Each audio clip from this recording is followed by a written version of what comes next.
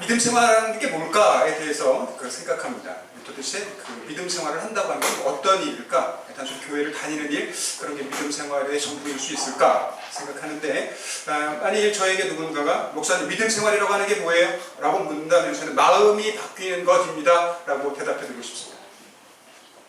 그러니까 내가 예수 믿어서 내 마음이 바뀌는 겁니다. 제가 이거를 좀 출처를 찾으려고 그랬는데, 어떤 분은 이게 나태주 시인의 시라고 그러고, 뭐 어떤 사람은 아니라고 해서 자신은 없는데, 최근에 이런 글을 봤습니다. 뽑으려 하고 하니 모두 잡초였지만 품으려 하니 모두 꽃이었다. 쓸모없는 것 같아서 뽑으려고 봤는데, 품으려고 드니까 이게 잡초 아니고 풀꽃이고 들꽃이다 라는 말씀이에요. 살다 보면 내 인생이 잡초 같다고 여겨질 때 있습니다. 아무 쓸모 없다고 여겨지고, 내 주위에 있는 사람들이 잡초처럼 여겨질 때가 있습니다.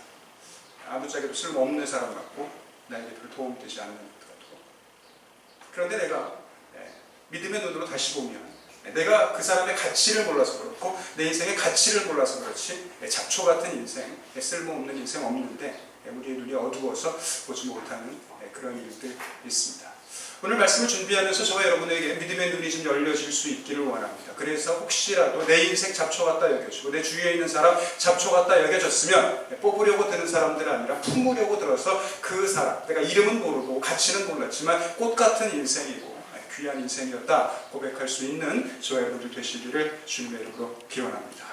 예수님께서 이제 떠난다는 이야기를 하자 제자들이 근심하게 됩니다. 그랬더니 근심하는 제자들에게 예수님 말씀하십니다. 하나님을 믿는 그 믿음으로 나를 믿어라 라고 이야기를 하십니다. 그리고 내가 너희를 위하여 떠나가는데 아버지의 집에 가서 너희를 위해서 거처를 예비하러 간다. 그리고 그 거처가 예비되면 다시 돌아와서 너희가 아버지의 집에 아버지와 함께 영원히 있게 할 거다 라고 이야기합니다. 그러면서 말씀하시죠. 내가 어디로 가는지, 내가 가는 길 아버지의 집에 가고 있고, 그리고 아버지의 집에 너희가 함께 머물도록 하기 위하여 내가 십자가를 짐으로 말미암아 너희가 거룩하게 될 거고 너희의 죄가 사해져서 아버지와 함께 있게 될 거다 라고 말씀을 하십니다. 그러면서 당연히 제자들이 이 사실에 대해서 알 거라고 생각을 합니다. 3년 동안 함께 생활했으니까, 그리고 말씀을 들었으니까 예수님이 지금 어디를 가시는지, 그리고 어떤 목적을 갖고 가시는지, 그리고 하나님의 집에 거처를 만들기 위하여 십자가를 왜 지셔야 되는지 당연히 알 거다라고 생각을 하는데, 제자들의 반응이 예수님의 생각과는 좀 다릅니다. 자, 5절 말씀 같이 한번 읽어보겠습니다. 시작. 도마가 이르되 주여 주께서 어디로 가시는지 우리가 알지 못하거늘 그 길을 어찌 알겠사옵나이까 라고 이야기합니다. 3년 동안 예수님과 함께 생활했고 예수님의 말씀을 가장 가까이서 들었고 예수님이 하시는 모든 일들을 다 본 목격자들임에도 불구하고 도마는 주님이 지금 어디로 가시는지 목적지도 알지 못하겠고, 그리고 우리가 어떻게 하나님의 집에 거하게 되는지 그 방법도 알지 못하겠습니다 라고 말씀하셔요. 그랬더니 그 모르겠다고 하는 도마에게, 제자들에게 예수님 말씀하십니다. 6절 읽어보겠습니다. 시작. 예수께서 이르시되 내가 곧 길이요 진리요 생명이니 나로 말미암지 않고는 아버지께로 올 자가 없느니라 라고 이야기합니다. 중요한 건 뭐냐면 내가 곧 길이고 진리고 생명이기 때문에 나를 통하지 않고는 아버지께로 갈 자가 없고, 나를 통하지 않고는 아버지의 뜻에 대해서, 아버지의 마음에 대해서 알 자가 없다라고 이야기합니다. 그러면서 다시 한번 말씀하십니다. 내가 곧 아버지와 한 몸이고 내 안에 아버지가 계시고 나는 아버지 안에 계시기 때문에 너희가 만일 나를 보았다면, 나를 통해서 나를 알았다면 아버지에 대해서도 당연히 알 것이다 라고 얘기를 하십니다. 근데 또 제자들이 또 다른 얘기합니다. 그러면서 빌립이 이번에는 이렇게 이야기하죠. 8절 읽어봅니다. 시작. 빌립이 이르되 주여 아버지를 우리에게 보여주옵소서 그리하면 족하겠나이다. 예수님은 지금 나와 아버지는 하나이기 때문에 나를 보았다면 아버지를 보았고, 내 말을 들었다면 아버지의 말씀을 들은 거고, 내가 하는 일을 경험했다면 아버지가 하시는 일을 너희가 마땅히 경험한 거다 라고 이야기하는데, 제자들은 엉뚱한 소리 합니다. 우리 하나님 보여주시면 좋겠습니다. 아버지 보여주시면 좋겠습니다 라고 이야기를 하시죠. 그랬더니 나를 본 자는 아버지를 본 것과 같다 라고 말씀하십니다. 그러면서 예수님 제자들에게 꼭 알기를 원하시는 게 있습니다. 자, 10절 읽어보겠습니다. 시작. 내가 아버지 안에 거하고 아버지는 내 안에 계신 것을 내가 믿지 아니하느냐? 내가 너희에게 이르는 말은 스스로 하는 것이 아니라 아버지께서 내 안에 계셔서 그의 일을 하시는 것이라 라고 하는 거예요. 예수님이 제자들에게 알기 원하시는 건 내 안에 아버지 계시고 아버지 안에 내가 계신다. 그래서 내가 하는 말, 단순히 내가 하고 싶은 말이 아니라 아버지께서 하시고 싶은 말을 내가 대신하였고, 아버지가 하시려고 하는 일을 내가 하였다라고 하는 겁니다. 오늘 설교를 통해서 저는 여러분들에게 내가 아버지 안에 거하고 아버지는 내 안에 계신다라고 하는 게 무슨 뜻인가를 여러분들이 꼭 알고 돌아가시기를 원합니다. 그리고 만일 여러분들이 이 말씀을 분명히 이해했다면 제가 오늘 설교를 너무너무 잘하는 거예요. 근데 혹시 설교를 들었음에도 불구하고 아버지 안에 내가 거하고 내 안에 아버지가 계신다라는 게 무슨 말인지 모르겠거든 찾아보십시오. 제가 이게 개인 수업을 해서라도 꼭 알려드릴게요. 이게 너무너무 중요하고 이 말씀이 이해가 돼야 우리가 잘 알고 있는 요한복음 15장의 말씀이 이해가 됩니다. 포도나무 열매 비유.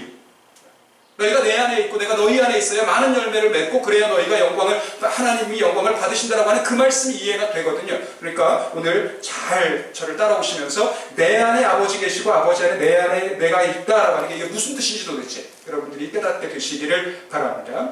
자, 내 안에 아버지가 계시기 때문에 아버지가 내 안에 계셔서 그의 일을 하십니다. 그렇기 때문에 내가 예수님 안에 아버지가 하나님이 계시다고 하는 사실을 믿으면 믿는 사람은 이와 같은 일도 하게 됩니다. 자, 12절 같이 읽어봅니다. 시작. 내가 진실로 진실로 너희에게 이르노니 나를 믿는 자는 내가 하는 일을 그도 할 것이요 또한 그보다 큰 일도 하리니 이는 내가 아버지께로 감이라 라고 이야기합니다.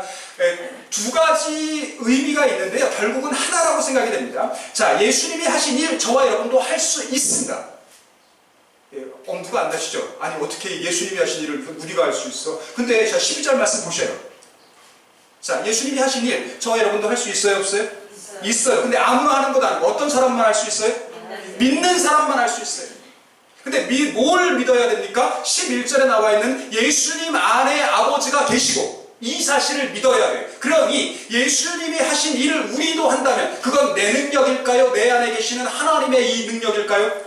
하나님의 이 말씀입니다. 지금 우리가 예수님 안에 하나님이 계셨던 것처럼 우리 안에 하나님이 계시면 그러면 예수님이 하셨던 일 우리도 할 수 있어요? 없어요? 있어요. 예수님이 그 말씀을 하시는 거란 말이죠. 그런데 그 다음에 더 놀라운 말씀을 하십니다. 예수님보다 더 큰 일도 할 수 있어요. 예수님은 이게 말도 안 된다고 생각했어요. 근데 이제 믿음이 생겼어요. 어차피 내 능력 아니고 하나님 능력이니까.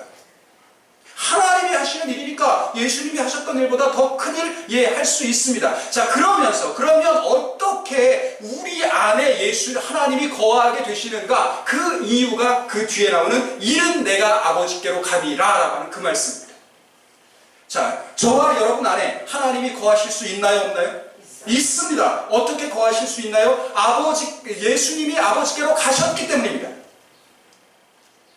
요한복음 16장 7절 말씀을 읽어봅니다. 시작. 그러나 내가 너희에게 실상을 말하노니 내가 떠나가는 것이 너희에게 유익이라. 내가 떠나가지 아니하면 보혜사가 너희에게로 오시지 아니할 것이요 가면 내가 그를 너희에게로 보내리니 라고 되어 있습니다. 자, 예수님이 하셨던 말씀, 우리 안에 예수님 안에 하나님이 거하셔서 예수님이 말씀을 가르치시고 많은 일을 행하셨던 것처럼 우리 안에 하나님이 거하시면 우리도 예수님과 같은 일을 하게 됩니다. 자, 예수님께서 이 세상을 떠나시면 누가 오신다고요? 보혜사가 오십니다. 보혜사가 오셔서 성령님이 오시면 저와 여러분 안에 하나님이 거하게 되는 줄로 믿습니다. 지금 이 말씀을 하시는 거란 말이죠. 잘 따라오고 계신다 생각이 듭니다. 자, 그리고 나서 예수님이 말씀하십니다. 예수님이 하셨던 일, 그와 같은 일들, 그리고 예수님이 하셨던 일보다 더 큰 일을 하기 위해서 저와 여러분이 하셔야 되는 일이 있습니다. 자, 13절 읽어보겠습니다. 시작. 너희가 내 이름으로 무엇을 구하든지 내가 행하리니 이는 아버지로 하여금 아들로 말미암아 영광을 받으시게 하려 함이라 라고 했습니다. 14절까지도 같이 읽죠. 내 이름으로 무엇이든지 내게 구하면 내가 행하리라. 자, 예수님이 하셨던 그 일, 예수님보다 더 큰 일 하기 위해서 저와 여러분이 뭐 하셔야 된다고요? 네?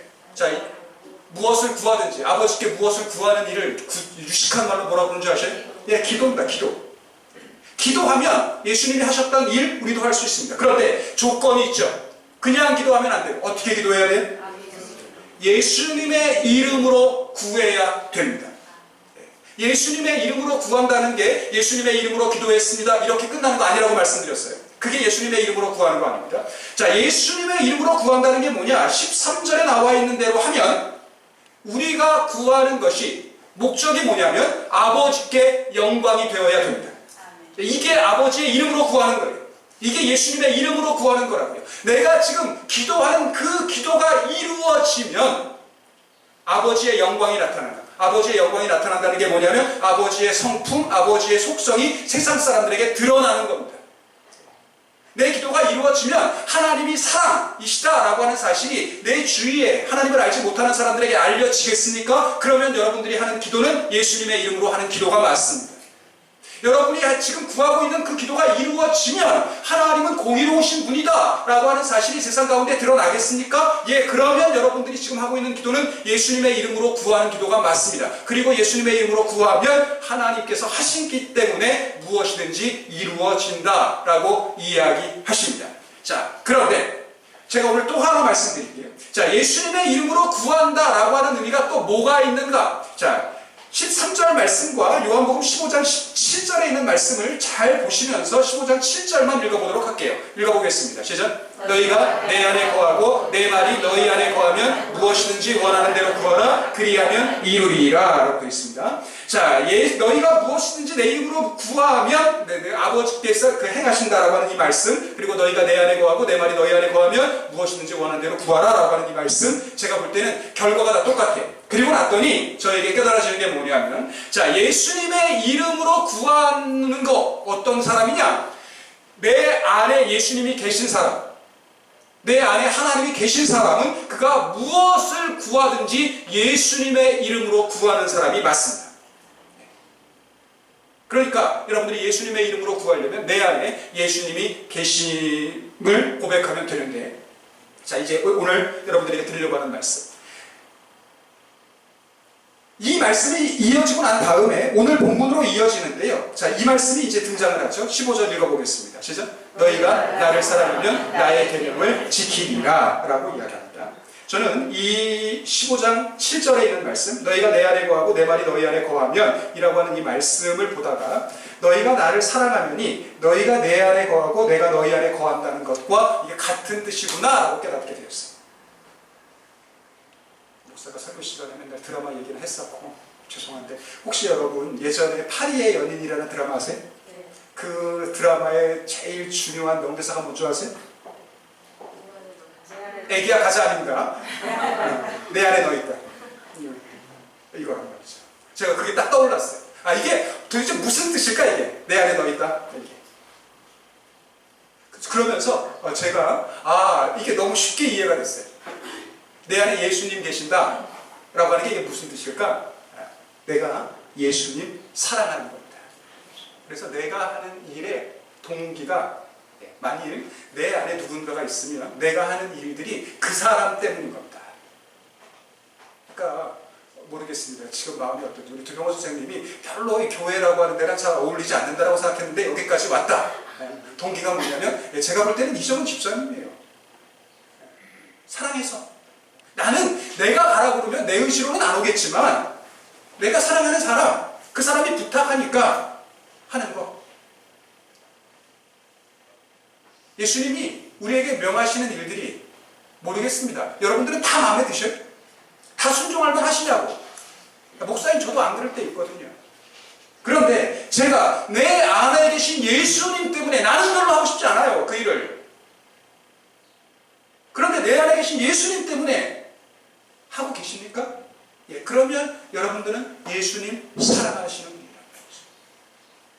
내 안에 예수님 계시다고 하는 증거가 뭐냐? 예, 예수님의 계명을 지키는 겁니다.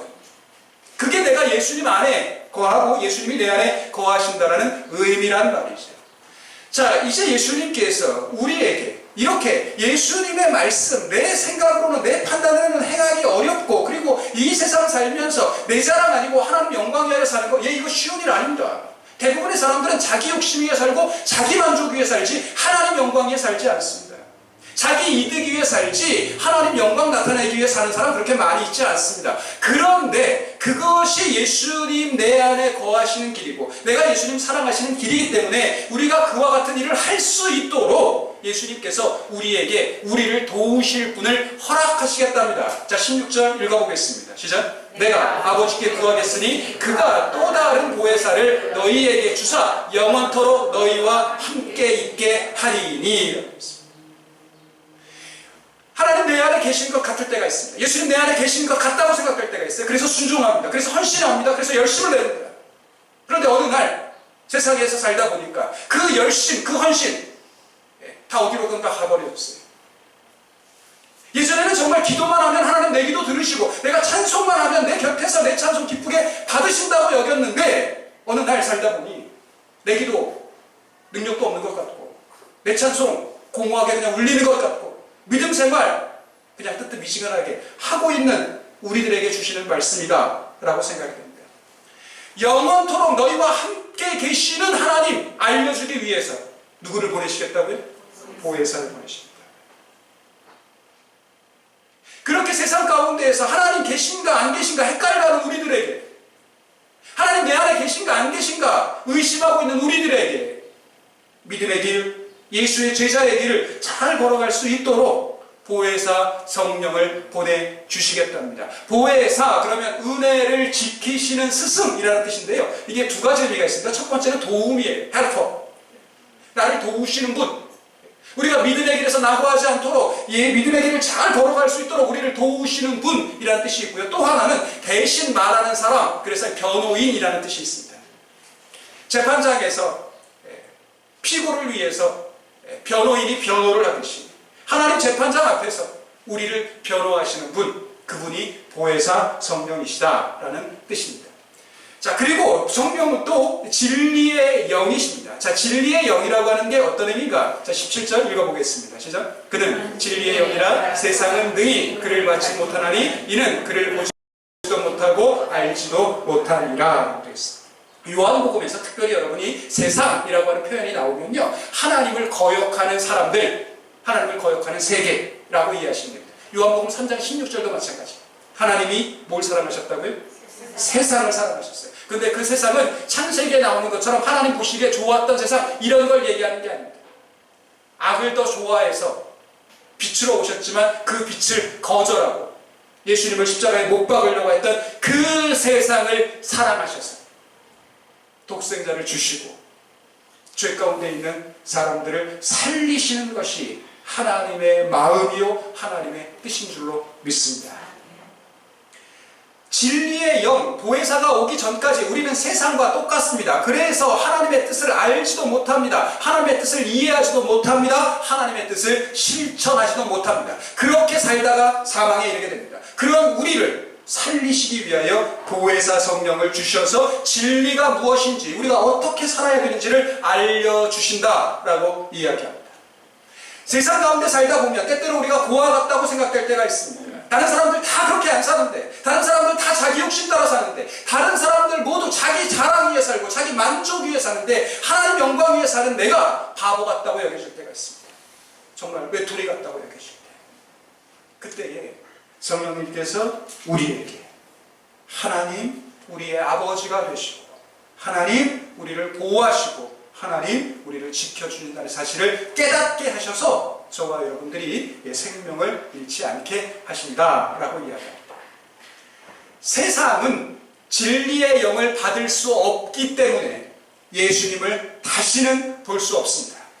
그러나 진리의 영 보혜사가 우리를 도우시면 우리는 살아있고 예수님도 살아있기 때문에 저와 여러분들이 예수님을 경험할 수 있게 된답니다. 진리의 영이 되시는 성령의 도우심으로 말미암아 늘 우리와 함께 하시고 내 곁에 계셔서 우리를 생명으로, 우리를 진리로 인도하시는 예수님을 날마다 경험하며 살아가시는 저와 여러분들 다 되시기를 주님의 이름으로 기원합니다. 자, 내가 살았다라고 하는 게 무슨 뜻이냐? 맥박이 뛴다 이런 뜻이 아닙니다. 성경에서 말하는 살았다라고 하는 건, 자, 요한복음 17장 3절 읽어보겠습니다. 시작. 영생은 곧 유일하신 참 하나님과 그가 보내신 자 예수 그리스도를 아는 것이니라. 나중에 기회가 되면 이 말씀은 다시 한번 설명을 드리려고 하는데요. 자, 영생, 짧고 덧없는 생명. 그러니까 이 세상의 삶입니다. 70년, 80년, 지금 장수해가지고 한 90세 이런 삶 말이고 영원한 삶, 이 세상의 이 삶과는 비교할 수 없는, 이 덧없는 것과는 비교되는 참된 삶은, 그러면 그것은 하나님을 누리며 사는 거예요. 하나님을 경험하며 사는 겁니다. 그러니까 영생은 우리가 죽은 다음에 시작되는 게 아니라 지금 내가 예수 그리스도를 믿는 이 순간에 이미 우리의 영생이 시작된 줄로 믿습니다. 영생은 하나님과 그가 보내신 자 예수 그리스도의 관계를 아는 겁니다. 앞에서 말씀드린 것처럼 예수님이 하셨던 그 모든 일들의 능력의 근원은 하나님이십니다. 그 예수님 안에 계셨던 하나님이 우리 안에 거하시면 우리도 예수님의 마음으로 예수님의 삶으로 하나님께 영광을 돌리게 될 줄로 믿습니다. 저와 여러분에게 이런 믿음이 있기를 바랍니다. 분명히 말씀드리지만 우리의 삶은 문제투성입니다. 혹시 문제 없는 삶을 살기를 원하시는 분 계십니까? 제가 비결을 알려드릴게요. 무덤에 묻히시면 문제 없는 삶을 사실 수 있습니다.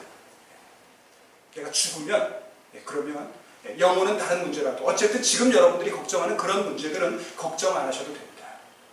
내가 사는 동안에는 매일매일 그게 크건 작건 내가 귀하게 여기건 작게 여기건 문제는 늘 있습니다. 그 문제 앞에서 전전긍긍하며 사는 사람이 있고 그 문제보다 크신 하나님의 능력을 믿는 까닭에 담대하게 사는 사람이 있는데 저는 여러분들은 문제 때문에 낙심하고 전전긍긍하며 사는 사람들 아니라 문제를 능히 극복하고 능히 해결하실 수 있는 하나님 믿음으로 담대하게 살아가실 수 있기를 소원합니다. 아멘. 문제는 늘 있어요. 그리고 상황이 문제 아니니까요. 그 문제를 내가 어떻게 보는가가 문제지.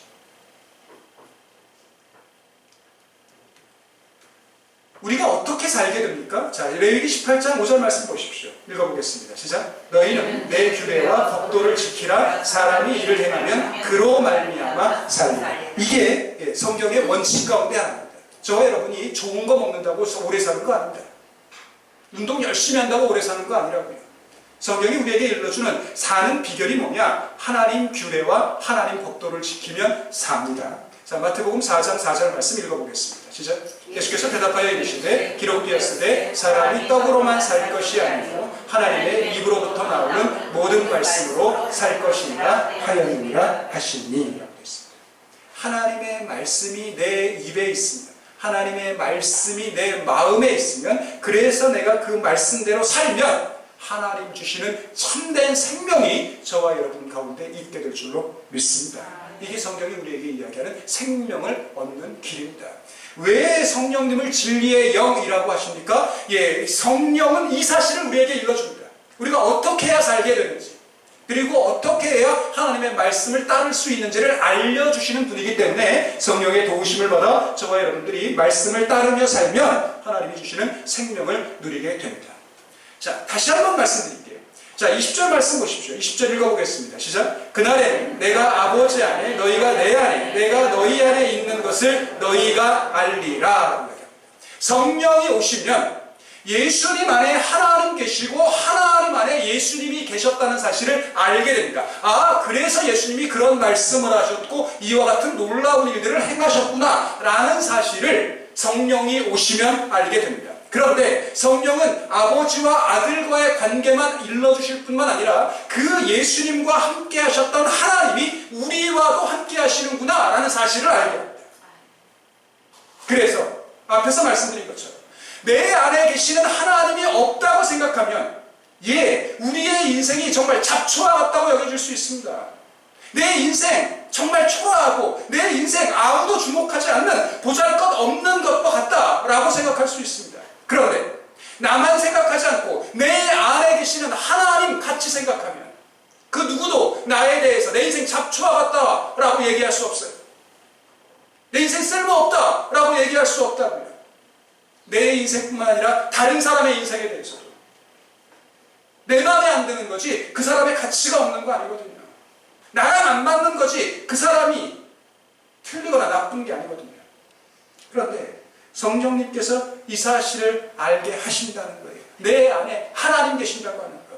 내 안에 하나님의 말씀과 하나님의 능력이 있다고 하는 사실을 성령님이 깨닫게 하시면, 그러면 내가 하나님의 사람이니 세상에 속한 사람과 같이 살지 않고, 자 21절 읽어보겠습니다. 시작. 나의 계명을 지키는 자라야 나를 사랑하는 자니 나를 사랑하는 자는 내 아버지께 사랑을 받을 것이요 나도 그를 사랑하여 그에게 나를 나타내리라 그랬습니다. 앞에서 말씀드린 것처럼 오늘 여러분들이 꼭 기억하셔야 됩니다. 내 안에 아버지 계시고 아버지 안에 나 있다라는 말이 뭐냐? 자, 내 안에 아버지가 있고 아버지 안에 내가 있다는 사실을 아는 사람은 계명을 지킵니다.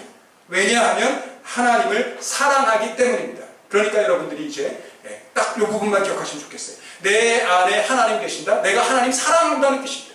내 안에 예수님 계신다. 내가 예수님을 사랑한다는 뜻입니다. 내 안에 하나님 계시고 내 안에 예수님 계시면 우리가 예수님의 계명, 예수님의 말씀 온전히 순종하고 지키는 사람이 되는 줄로 믿습니다. 그리고 나면 하나님의 사랑, 하나님의 그 마음을 더 잘 우리에게 보여주셔서 계명 따르는 사람들이 하나님을 더 잘 알아가게 된다라고 이야기합니다.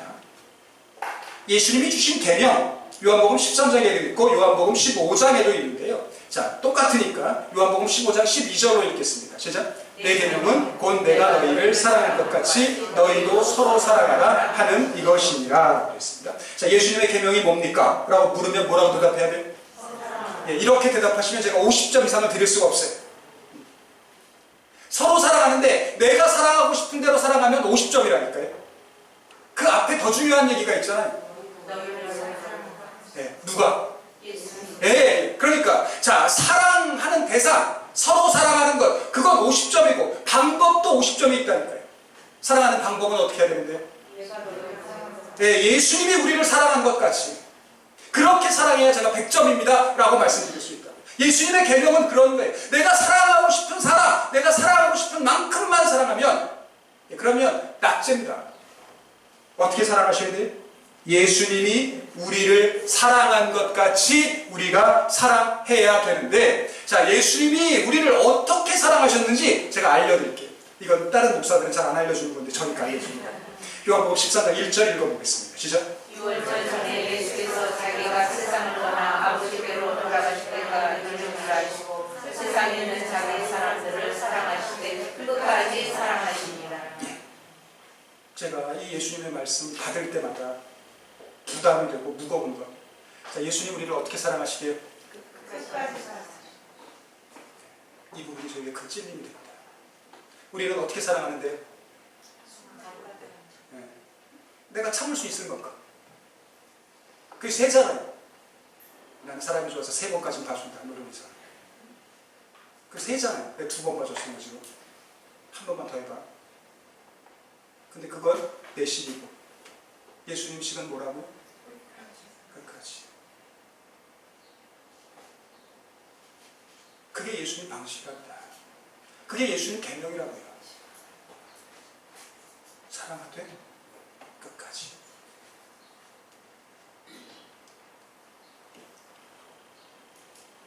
여러분 잘 아시는 나태주 시인 풀꽃이라는 시가 있습니다. 말씀을 이렇게 보다가 오래 보아야 사랑스럽다라는 이 구절이 오랫동안 이렇게 탁 저를 머물게 했어요.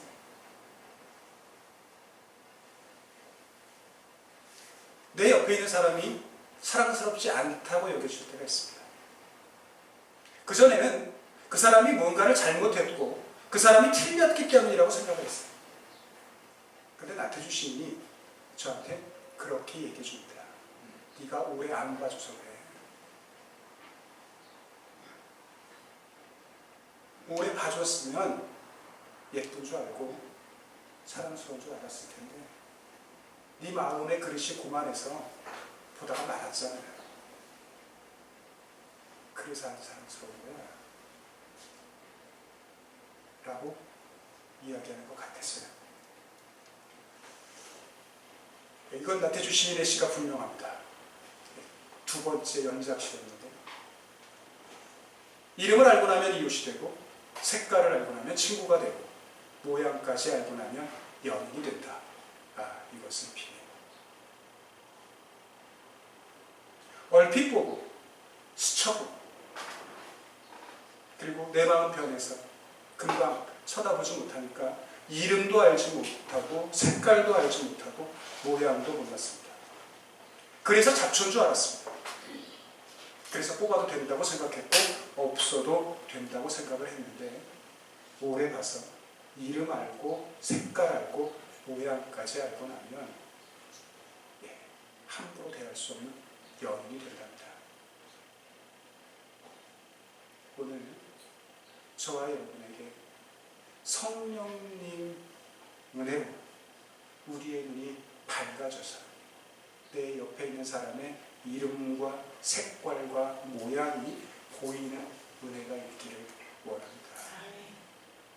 그래서 그 사랑스러운 사람, 그 예쁜 사람 사랑하시되 끝까지 사랑하고 예수님 주신 계명 잘 지키고 그래서 하나님이 주시는 생명 얻게 되시는 저 여러분들 다 되시기를 주님께